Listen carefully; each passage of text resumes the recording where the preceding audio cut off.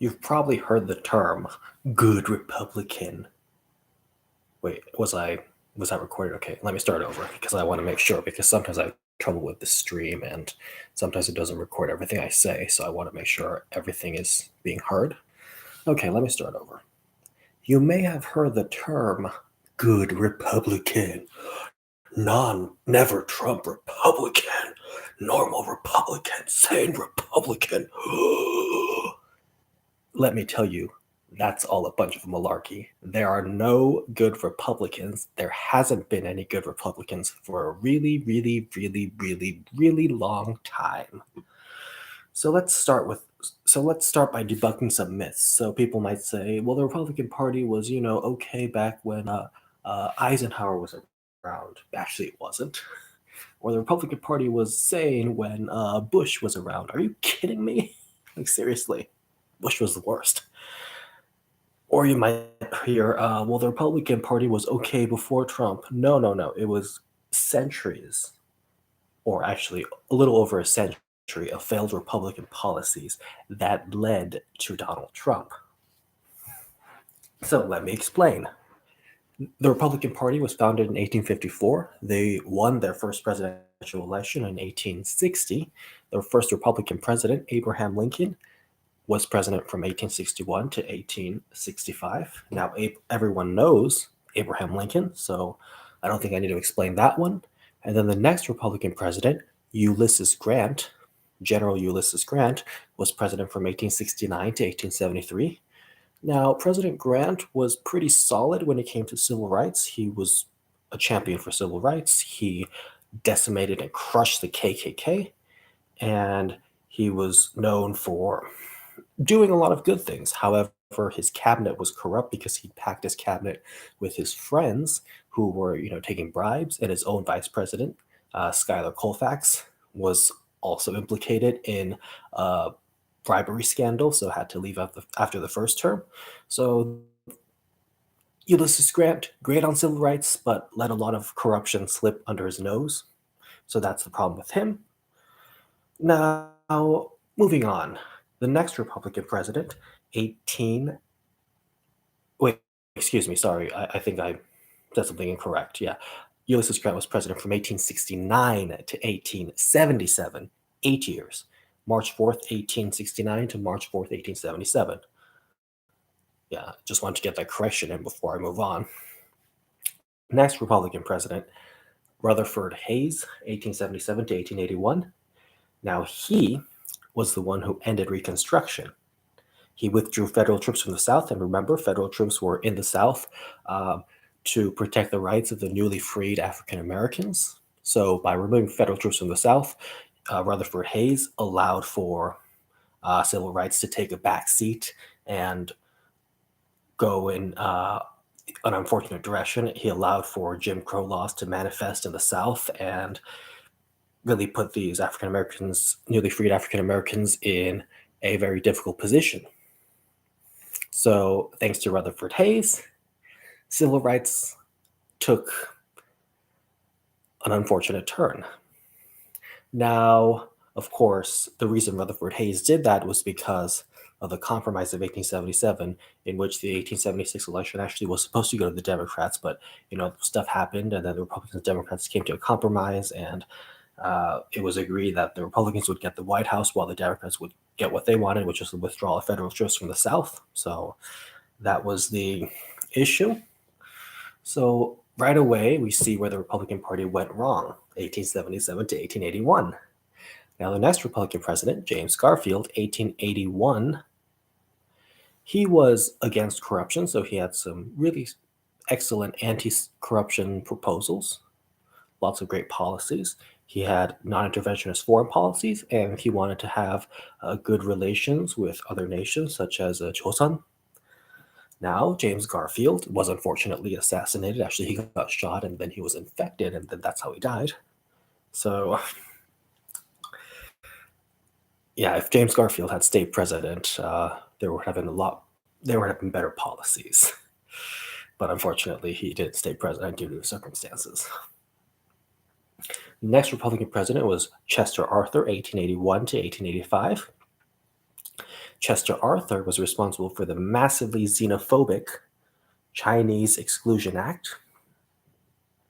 So already you can see when the xenophobia originated in the Republican Party. It's been around for a while. People like to pretend it's new and that Republicans back in the day, they loved immigration and stuff. No, that's a bunch of malarkey. The Republicans have been xenophobic for a while. You can see that from the policy of Chester Arthur. And then the next Republican president, 1889 to 1893, Benjamin Harrison.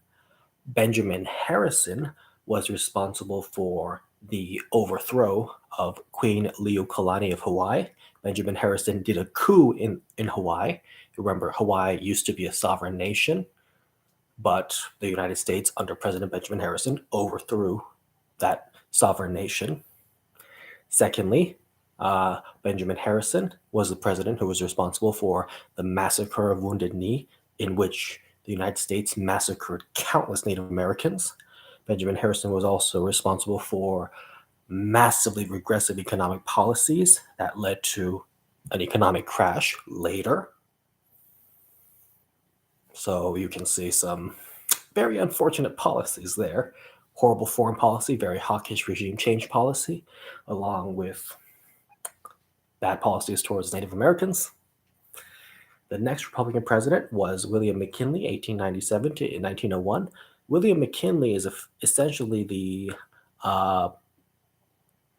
20th century version, 19th century, 20th century version of George Walker Bush. William McKinley was a massive Christian fundamentalist who claimed that God told him to start a war with Spain. So essentially, he lied the country into an illegal war with Spain. And after the war, he annexed Puerto Rico. William McKinley sent troops into the Philippines. He invaded the Philippines, massacred their civilians, put surviving civilians in concentration camps. William McKinley was also responsible for sending troops into China during the Boxer Rebellion. William McKinley was a horrible imperialist. Anyway, the next Republican president, Teddy Roosevelt, 1901 to 1909, had pretty much the same foreign policy as William McKinley and liked to invade countries for fun. Massively, massively hawkish and disgusting. Next Republican president, William Howard Taft, 1909 to 1913, also pretty bad. Next Republican president, Warren Harding, 1921 to 1923. Now, with Warren Harding, we get to the bad economic policies, where Warren Harding believed in deregulation and lower taxes for the rich. Warren Harding also had a massively corrupt cabinet that was taking bribes. You remember the Teapot Dome scandal. And Warren Harding was also responsible for lots of other shady practices. But remember, the bad economic policies, the bribery, lots of corruption there. The next Republican president, Calvin Coolidge, 1923 to 1929, he was effectively the Ronald Reagan of the 1920s in that he liked to cut taxes on the wealthy, deregulate everything in the economy. And his regressive economic policies led to the Great Depression, which began under the next Republican president, Herbert Hoover. Now, Herbert Hoover had been the Secretary of Commerce in Calvin Coolidge's administration.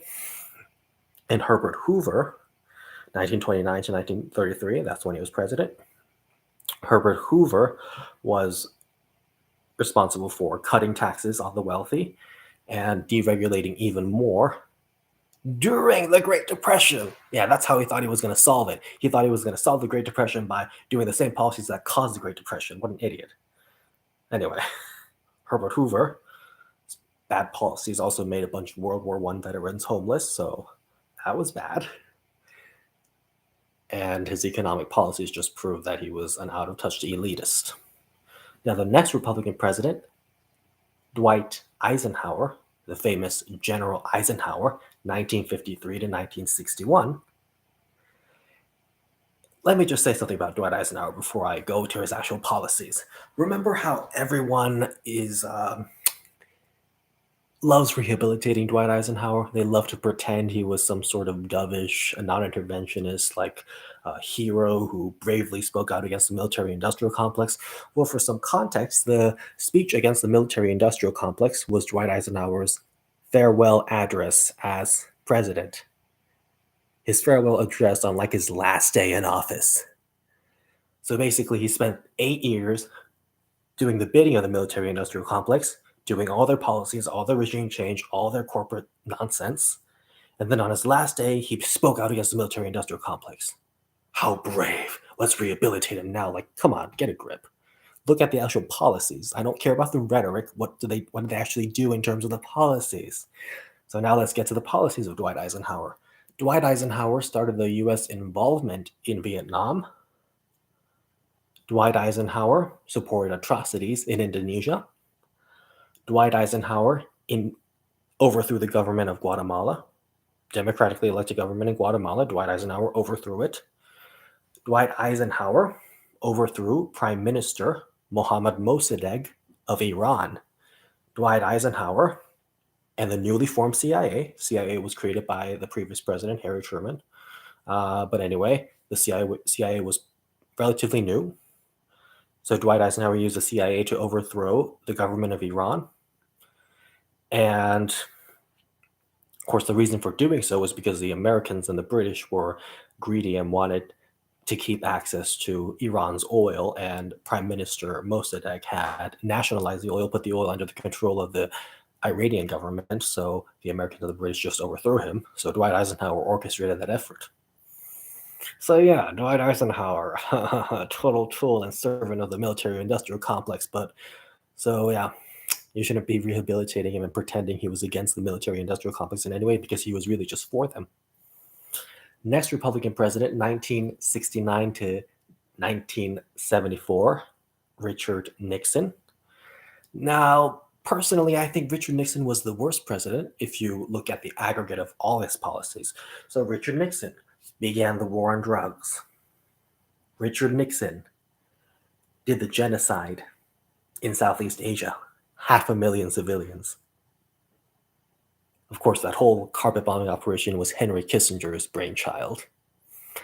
Richard Nixon put brakes on, and limited most of Richard Nixon put brakes on, limited, and shut down most of Lyndon Johnson's Great Society programs. Richard Nixon was responsible for some segregated busing.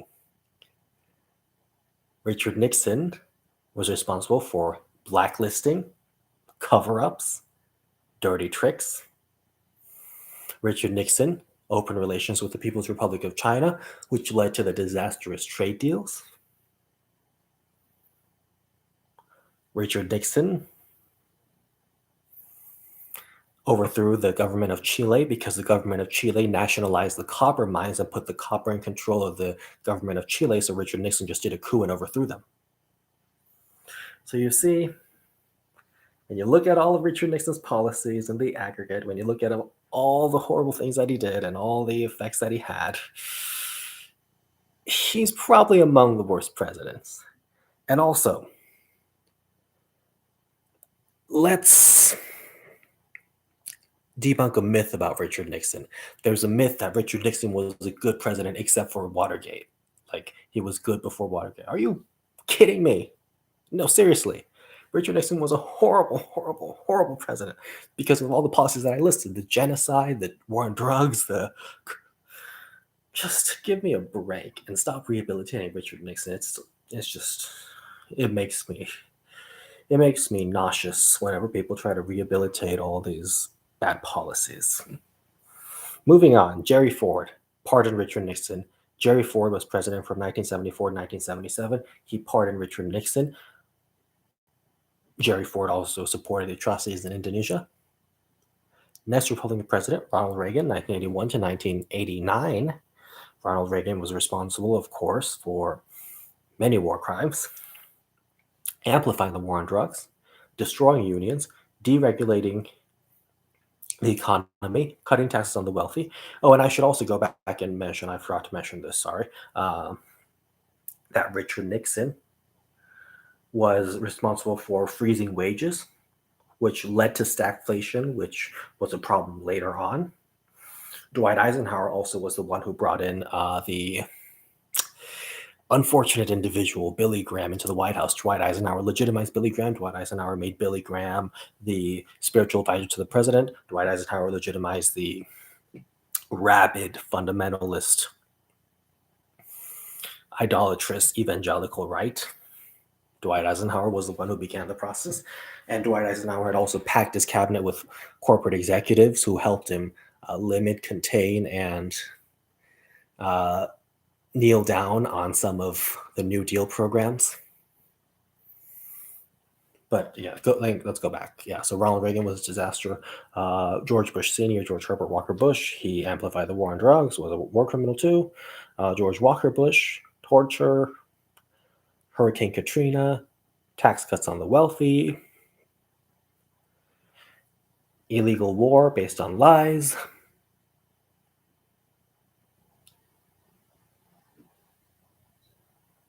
Ruined relations with lots of countries. Horrible, horrible policies throughout. One of the worst presidents ever. I don't even think I need to get so much into George Walker Bush because George W. Bush was disaster. Terrible policies. And then, of course, we have Donald Trump, who is basically George W. Bush, but with orange hair. Same policies, plus COVID. Same horrible foreign policy, massively hawkish, massively interventionist. Economic policy, massively regressive, benefited the wealthy. Exactly like George W. Bush, plus COVID, in the case of Donald Trump. So there you have the wonderful, wonderfully terrible Republican Party and its policies. So as you can see from the policies, they've been like this for a really long time. So maybe it's time you realize that there are no good Republicans. Just look at the policies and judge for yourself. Policy. That is all that matters. Oh, and strategy matters too, of course, but yeah. Oh, wait, let me make sure I didn't forget anyone. Okay, so 16th President Abraham Lincoln, Republican. 18th President Ulysses Grant, Republican. 19th President Rutherford Hayes, Republican. 20th President James Garfield, Republican. 21st President Chester Arthur, Republican. 23rd President Benjamin Harrison, Republican. 25th President William McKinley, Republican. 26th Teddy Roosevelt, Republican. 27th William Howard Taft, Republican. I just want to make sure I didn't miss any of the policies. 29th President Warren Harding, Republican. 30th President Calvin Coolidge, Republican. 31st President Herbert Hoover, Republican. 34th President Dwight Eisenhower, Republican. 37th President Richard Nixon, Republican. 38th President Jerry Ford, Republican. 40th President Republican. 41st President George Herbert Walker Bush, Republican. 43rd President George Walker Bush, Republican. 45th President Donald John Trump, Republican. Okay, yeah. Anyway. Yikes.